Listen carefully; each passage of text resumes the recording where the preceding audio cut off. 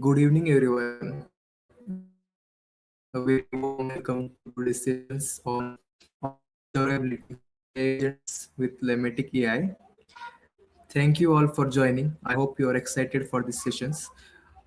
Before starting the sessions, I would like to talk about Lamatic AI. So, what is Lamatic AI? Lamatic AI is a platform that helps developers build and monitor AI applications efficiently, making them more reliable and scalable. Today's topic is observability for AI agents. In simple terms, it helps us understand how AI system works, track their performances, and improve them over time. Now, I would like to introduce our speaker, Mr. Prab Meher Bedi, who is applied AI engineer at Lamatic AI. He will share his insights with us. So, without any delay, over to you, Prab Meher. Thank you.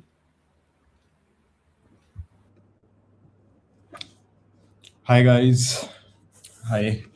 I am Prab Meher, working as an applied AI engineer at Lamatic. And today, what we are going to talk about is something that I think is one of the most underrated problems in AI development right now. That is actually observability for AI agents. Now, the talk is titled Ship Fast and Break Less. And that's the dream, right?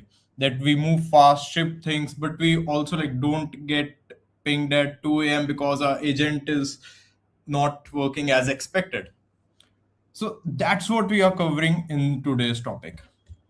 So let's get into it. I'll give you a little bit introduction about myself. I'm working as an applied AI at Lamatic. My day job is building production grade AI workflows and agents, which involve multi-agent systems and generative AI pipelines. That's the world that I live in.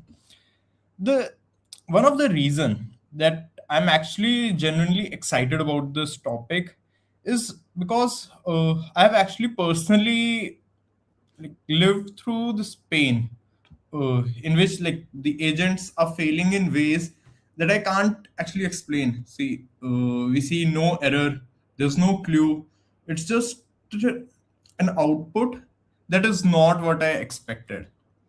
And like and also I've seen what it feels like once you can actually see what's happening inside your agents. It's a completely different experience. So let's talk about the actual problem over here.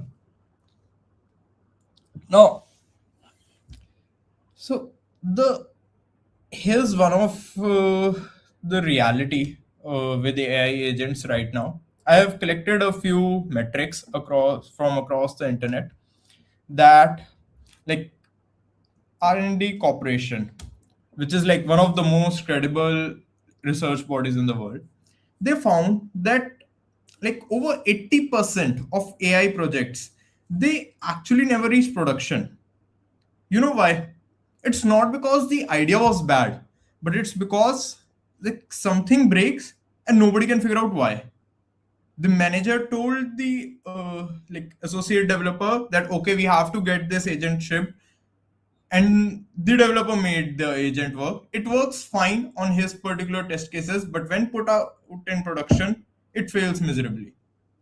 So there's some sort of a need to find out how it's failing, why it's failing, and the best of all, if we can resolve it or not.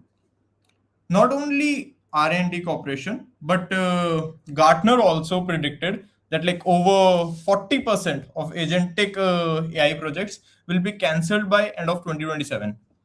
And the average cost of failed AI agent project, that's $340,000 in direct expenses. These are not numbers that I made up. These are from real research and enterprise developments. Now, here's what I think. Here's what the AI agents makes. Here's what makes them specifically dangerous. The thing is, when AI agents break, it's quite different from how traditional software used to work when it used to break.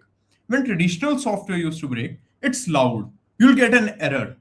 You'll get a trace, a line number. You'll, if you have certain logs in place, then you can exactly know what actually broke. But when an AI agent breaks, it doesn't throw an error like, okay, I was wrong. It will confidently return an answer that will look pretty good on the surface, but that might actually be totally wrong. Now, what I mean by wrong is hallucinating. It can be that the output is not what we expected, and we have absolutely no idea how that happened if we don't have observability in the place. And that's what observability solves. Before we talk about like what is actually observability, let me like I want to just make sure that we are all on the same page about what an AI agent actually is. I'll not take a lot of your time. I'll just cover a basic principle. That's just the basics. Because AI agent is like what most people think is kind of like an LLM call. It is not that actually. It an agent doesn't just like answer a question. It goes through a loop. It understands context. It reasons like what to do. It can act. Now, what when I say act, the agents don't have their arms and legs to do things. They have tools or APIs to perform actions, and then they can like observe the results and loop it back and keep on going until like they decide that it's done. Now this loop, that's what make agents really powerful, but like that's also what's make them really hard to debug. Now let's say we have an agent that's looping around tools. Now, why is it looping around tools? Let's say I was thinking of making an AI agent that goes and orders food for you. Now, you went to the agent and said, I want to order some food. There can be a scenario wherein your agent decides, okay, now he wants to, the person is feeling hungry and he wants to have a burger. So he'll go and order a burger. What if the agent then decides that, okay, burger is not sufficient, let me order a pizza as well? Like these kind of loop are like what make AI agents hard to debug. And they are basically like three properties that create these challenges. Number one is the non-deterministic. Now, these are not my words, but Anthropic's own engineering team, they documented this that agents make pretty dynamic decisions that are different between runs, even with identical prompts. You literally cannot reproduce bugs reliably. Like if if I had one bug with an AI agent, then it's not necessary that someone from my team, either Irfan or Raj or anyone else, would be able to recreate that bug as it is. So that kills the point of traditional debugging. Secondly, we have multi-step complexity. What I mean by that is, let's say we have a workflow which has only 5 nodes. Now that means we have 5 failure points. And to be honest, these failures actually compound. They are, and like, let's say we have 5 nodes. So if we have a wrong output from step 2, if it gets passed into step 3, and it will make the step 4 worse. And by the time we see the final output, you don't know like where it went wrong. That's what they mean by over 40% of agentic AI projects will be cancelled by 2027. The third property that I think creates a lot of challenges is tool use and side effects. Like, this one is actually real. Agents, they don't generate text, they act on the word, they call APIs, they can write to databases, they can send emails. And I hope like you all have heard about it, that a recent incident happened in late 2025. That was Replit's AI agent deleted a company's production database during a code freeze. Now, and it actually reported success. No, there were no errors, no warning, just the whole database was gone. Now think, like, is it something that we would want in our AI agent? Absolutely not. So when things go wrong with agents, we need to be able to see what happened. Now that's observability. There are actually three pillars of observability. So I'll break it down step by step. Number one is traces. Then we have evals, and we have metrics as well. What I mean by traces is, like, this is your step by step execution for a log. We have, let's say, a workflow. Okay. And in this workflow, you can see which node ran and what went into it, what came out, and how long it took. It's like a daily log recorder for your agent. We will see it in action in the live demo. Moving forward, I'll show you how it works in Lamatic, and trust me, it's pretty crazy. Secondly, for observability, we need metrics. Now, this is the quantitative stuff, like what is the token usage, what's the cost per run, what's the latency per node, what is the error rate. Like, these are the metrics that you need to think of from ground up. Otherwise, uh, it will affect your whole system. Like, your system can slowly start to get worse and you'll never know about it. So we need to set up reliable metrics to evaluate our agents. The third thing is evals. And this is the thing that most people skip. And it's actually one of the like really important things. And it is about, like, is the output actually good, not just like did the agent respond. So but did it respond correctly, and what does correctly mean? Now let's say if I have a coding agent and I ask it to generate a code, and it, instead of generating a code, it wrote me a poem about writing a code. Now I can say that the agent responded, agent worked. But is it a correct response? I would not want a poem from my coding agent, that's for sure. So you have to define what good looks like and how we can measure that. Now, here's like one of the difference that I want you guys to take away, that we see in traditional monitoring systems wherein we have logs and traces and we can see if anything goes wrong, which line to point out, where was the issue. Like, the traditional monitoring, it asks the system, like, is it up and running, is it running as supposed to be. But AI observability, it's a little bit different. It asks and answers the question, is it right? Like, is the answer, or is the output, is the response that I get from the agent, is it right? Now what defines right is dependent upon your use case. It can, let's say we have a content generation agent, so the right would be defined by the content length.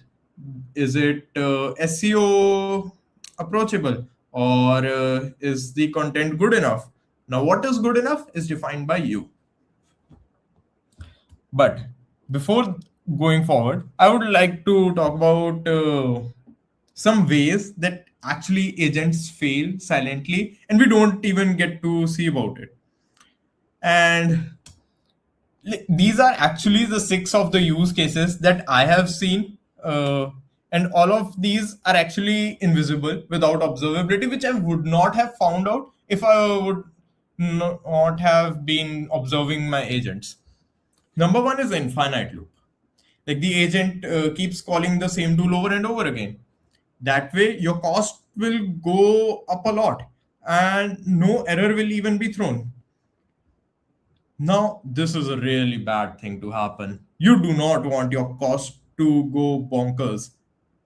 So, we need to identify like if an agent is calling a tool in an infinite loop.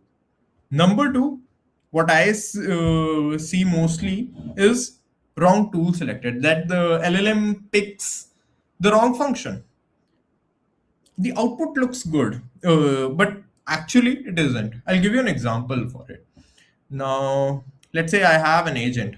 Now, an agent that has it's a lead search agent, and I say it to help me find leads on people who are currently actively posting about AI agents in 2026.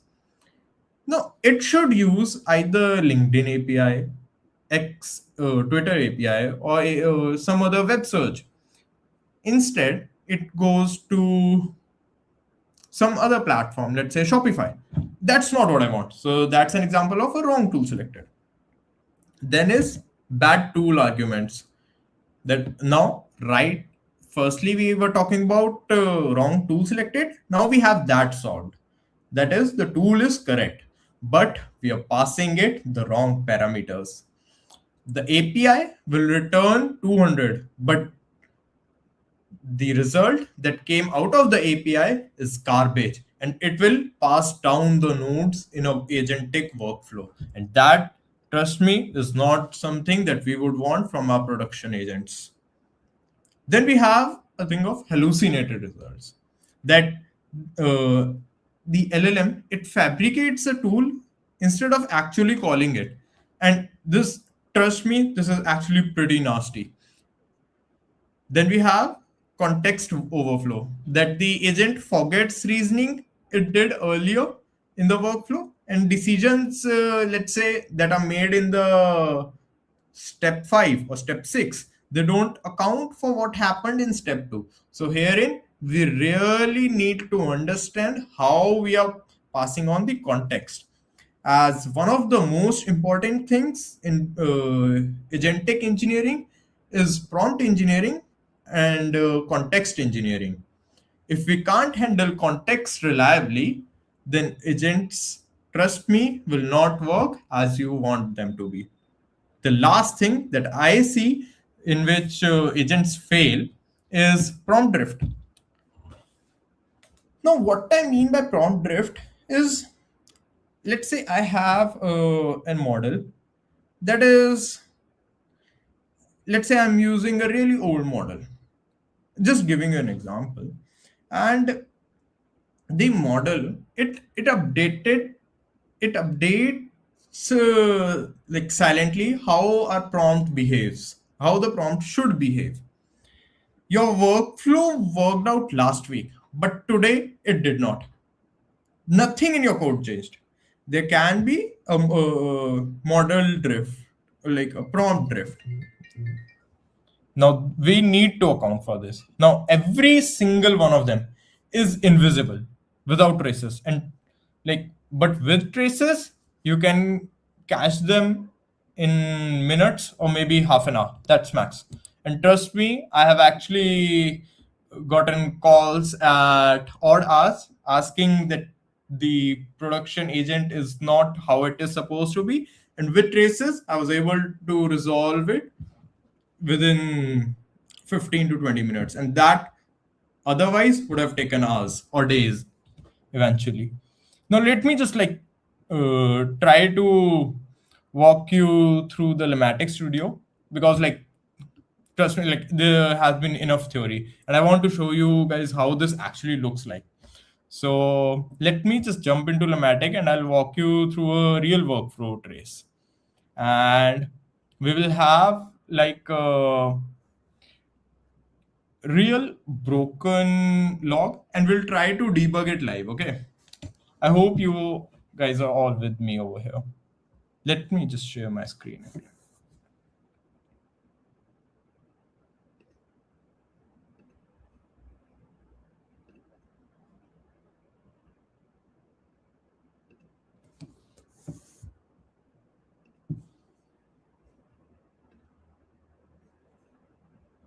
Yeah. Now, if you see over here, this is the flow that I had built in which a user basically sends in a research topic, and first it hits a guardrail classifier, and the guardrail classifier checks if the prompt is okay or not. Okay. And if we have that the prompt is okay, after that it will if the guardrail passes the check, then it will go to the web search and it will pull real results from web search and feed them into our LLM, which is I'm using Gemini to generate a structured content. But if it fails a guardrail, no, it will route to a rejection response that is over here. Now, it's a very simple, basic, classic production pipeline. Input, we have input, then we are validating the input, we are checking on guardrails, we have web search, and we are using LLM generation, and we are giving out structured outputs. Now, let's click on the logs tab. Now, this is where it gets interesting. Like these are actually real life execution logs, which I had from runs that I did earlier. Now, every single run is recorded, and that's like one of the functionality of Lamatic. Let me just show you two of them side by side. The okay.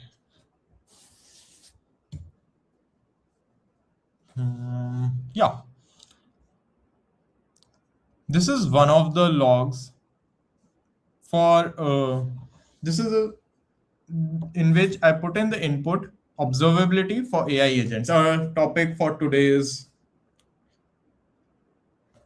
talk. And I wanted to see how our agents perform on this. Like, what can it research? Now, the thing is, this is actually a really healthy run. And the I'll just like walk you through each of the nodes. We see over here for the API request, we get the top input that is observability for AI agents. Now that passes on to a guardrail check. Now guardrail check has prompts input, and we pass on the variable as well, that is trigger node output topic. Now what is this topic? It is observability for AI agents. Now let's see what the guardrail output. What was the guardrail output? The guardrail said passed. Like the classifier now over here, it correctly identified this, that it okay, it's a legitimate tech related topic. It took a fraction of a second, and we can see actually what went in and what went out over here. If you really see, like the input was the prompts. Now what was the prompt? The system prompt that went in was this. That is, your only job is to check if a topic is clearly harmful. Reply pass for everything except these above obvious cases. And then we have a user prompt that is a topic. Now, is this topic clearly harmful? Reply with only pass or guardrail hit. Then the classifiers we have is guardrail hit or pass. We are giving a description to our AI as well. That is guardrail hit is topic that violate content policy, and for pass topic that is appropriate. Now here, till here, for till the classifier, everything is correct. The next node that executed was the web search node. We can see it over here. Now, this is actually a really interesting thing. Like, I talked about what nodes are being executed in an AI agentic workflow. Now, this feature, this looking at the traces and seeing that the guardrail, after giving out a pass result, did not execute guardrail response, but executed web search. Like this is kind of a thing that we can see in traces. Now, what went into the web search? The web search was this trigger node and latest research trending insights 2026. Now, what we got as output is these organic sites, which are uh, observability for LLM powered application by Forbes. Then we have a post on LinkedIn. We have all of these other Monte Carlo's agent observation and many more. Now this information that we got from the web search node, it gets passed on to content brief generation node.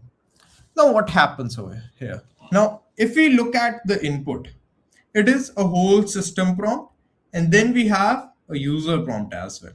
Now here we see that web research topic was passed, and we have web result outputs as well, and we have a system prompt. The thing is that the full search results are right over here within the prompt input. Now, the Gemini, the model that I used, that it had everything that it needed, and the output what we got is actually a JSON. It is of topic. We get a topic. We have executive summary and all. Now, this when passed through a code node accumulator, it results out something like this. Now this is a really healthy trace. This is what, like, every step visible, we have nothing hidden. This is what happens. I'll walk you through just one more flow, one more execution. What happened? This was actually something really interesting, and I didn't think that this would happen, but I tried using this content research agent to look for AI observability platform market share by vendor in first quarter 2026, as the first quarter is about to end. So I was just like gaining some information on this. Now the thing is, we will look through it together one by one. We see that the nodes that get executed are API node, guardrail check, then web search, content brief generation, and we get a response. The guardrail. What happens with guardrail? What did it give out as output? The output is passed. So the guardrail passed. That this is something that we can do a content generation on based upon a guardrail prompt or what were our inputs. Now let's look at web search. What came out? This is something really interesting. I hope you guys are all with me over here. Look at what came back. The search, it ran really fine. It returned the results. That's what it is supposed to do. But look at what these results are actually about. What we asked was AI observability platform, and it returned me AI news for the week of March 27, 2026. Then we have CNFC and slash data report finds cloud native community, which is reaches nearly 20 million developers. Okay. We have how automotive is converging software, AI, and EV platforms. Okay, but how is it related to EV? Nice. This is something that is like even looking at cloud native developer growth. These are real results, but not the question that I was asking for. Now, let's look at what a content brief generation did. What it gave out as output. That's actually formatted over here in accumulator. The executive summary is as of Q1 2026. It is that the AI observability market is characterized by a significant surge in growth of cloud native developers, nearly 20 million, while the market features 100 vendors claiming AI capabilities and all. This is something really good. But if I were to, like, when I was observing it, I saw something really fascinating. That was the data gaps. This was that the search results do not provide specific revenue based market share percentages for individual vendors like Datadog and these. While vendor count and penetration in Fortune 500 are mentioned, a precise leaderboard by revenue is missing. Now, how did I get these data gaps? I got these data gaps because that's what I put in the prompt for content generation. If you observe some data gaps within the input that is from web search, please mention it out. And here's this is a like gold.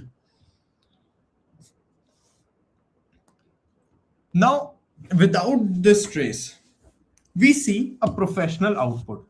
If I were to not look at this, I would have seen a professional output. That's this. Now, you would ship it to your content team. But with the trace, you see it within half a minute. That's the time that we took, right? To seeing exactly where it went wrong. The search returned the wrong context and the LLM used it anyway. That is one of a silent failure that I was talking about earlier.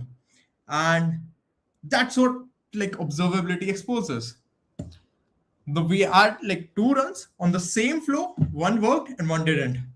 The output of both these logs, they looked really professional. The traces, on the contrary, like they told completely different stories. That's the whole point. Like observability is not about catching where the agent crashes, but it's about seeing the difference between uh, good response and a not so good or a bad response. Now, how we characterize these good or bad response is totally up to us.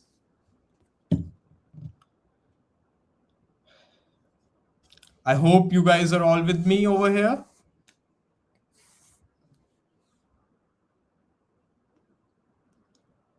Okay. Now that you have seen this, I'll return back to my slides.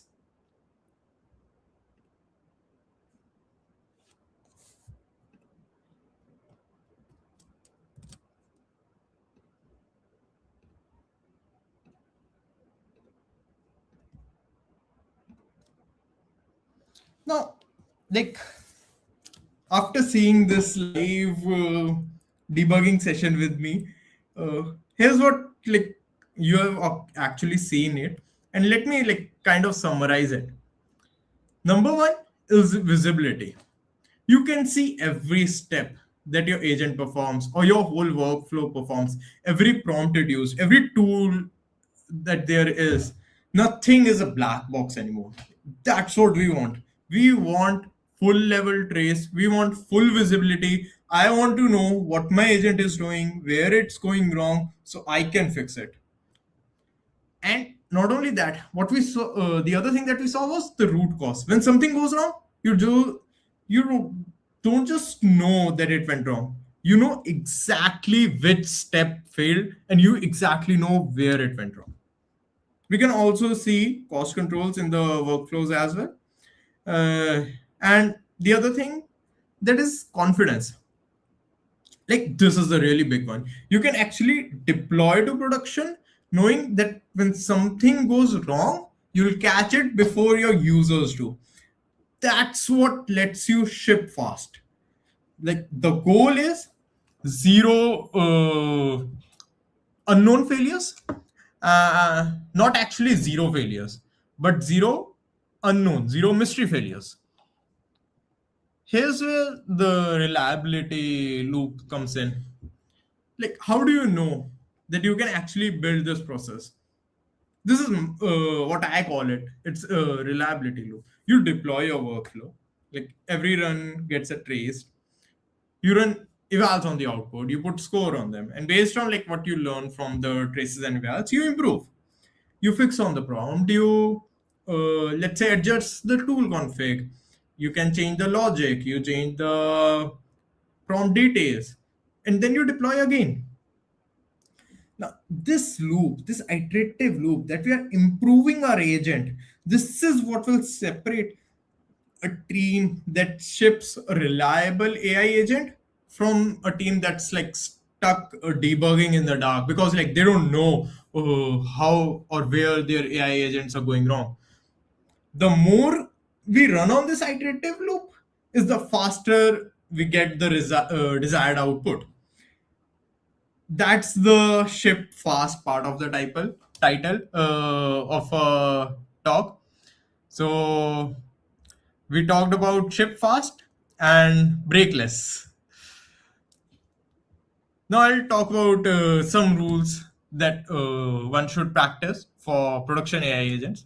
Number one is log every LLM call. I think like you all must have understood it pretty clearly why we need to log every call. Number two is trace your runs. We need everything. Treat it like a microservice. Without this, you can't filter out traces when something goes wrong in production. Number three, trace tools. I want everything, like not only your LM calls, but your tool calls as well. Then we have set cost budgets per run. This is required when you're going out for a high enterprise level client or something. Then we have stored your failed runs. Now, what I mean by store your failed runs is actually when you find a log or find a trace wherein your agent failed. We do not just want it to sit it in the logs. We want to store it, because these are the logs that will help us take our agent from version 1 to version 100. This is what will help us in the reliability loop. This is what will make our agent better. And lastly, please use evals, not vibes. Like define, we need to define what good output is, right? Then only we can measure it. Here are like some observability tools to know about. I just want to like give a quick ecosystem overview that what tools exist if you want to like go and explore after today. Number one is like if you're building on Lamatic, tracing is built in Lamatic. Okay, we don't need no extra setup. Every workflow run is actually traced out of the box in Lamatic itself. The other option is the other tools we have are Langfuse. It's like uh, open source, and you can like self-host it or use in cloud. It works with any LLM framework, and you will be really excited to know that like Langfuse is also integrated in Lamatic as well. So we can integrate your Langfuse projects in Lamatic as well. Then we have Langsmith that works for LangChain or LangGraph agents, and we have Helicon that like sits as a proxy in front of your LLM calls. But like all of these are just worth knowing. But if you're building on Lamatic, you don't need anything else. Like that's my day, and I want you guys to leave with this that like as AI workflows get more complex, the teams that win are the ones that can see what's happening and fix it fast. That's the difference between a MVP demo and a product. Like that's what I see. At least that's what I believe in. Uh, and once you guys also start implementing it, you will also believe in that. Observability just think of it that it's not like a nice to have feature. It's a difference that will take your agent to production, actual enterprise level productions. I have three things for you to take away from this session. Number one, trace everything. Number two, eval your outputs. And number three, debug fast. How do you debug fast? With the help of traces and logs. Uh, I think it was a really nice session, and I'm really grateful to Lamatic for giving me the opportunity to speak today. I'll be hanging around. You can just say hi, ask me questions. I Let's do Q and A. If you have some questions, let's discuss on it. And if you want to talk more, we can just ping me on LinkedIn or any of our engineers on LinkedIn, or you can join our Slack community as well and ping us there. We'll be there to guide you and help you.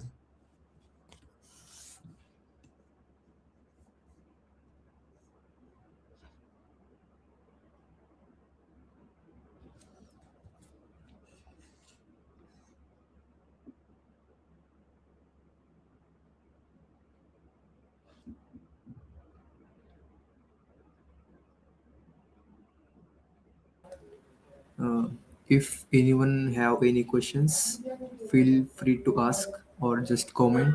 We will review it and try to answer. Okay, so Suresh is asking, what is the extra overhead with traceability? There's no extra overhead with traceability, but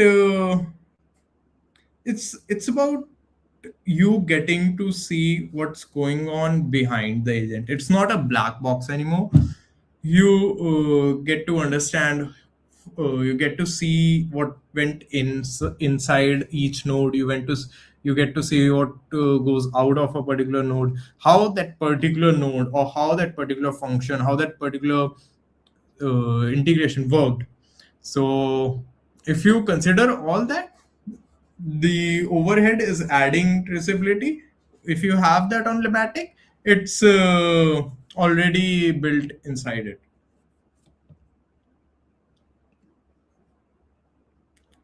Okay, Suresh has a follow-up question, I guess. Wait. From performance and latency perspective, okay, the from latency perspective, your AI calls, if they take X amount of time, your traceability will not be that much because it's living on top of it. So you don't have that in doubt. We have a question from Yash, that is, when building reliable agents that high rely on rate limited models like Gemini, what observability metrics do you prioritize to differentiate between a standard HTTP full to 9 quota drop and a silent logical failure in the agent's routing? What observability do? Okay, if you have rate limited models like Gemini, then you'll actually be glad to know that in Lamatic itself, if your API hits rate limit, you can actually see that within the traces itself. And that way you can identify that the API has hit its rate limit quota. And you can increase your rate limit quota, or you can use a different API if you're talking about Gemini free API.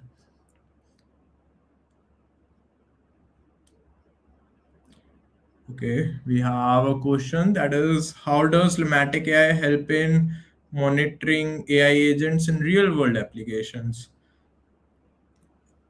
That's a really good question. Like I had an overview and a presentation on this. I think like you can go on YouTube and watch this video a little bit from behind. If you still have any doubts, I'll feel free to connect with our team on Slack, and I hope like someone from our team will connect back to you and get your problems resolved if you still have doubts regarding that.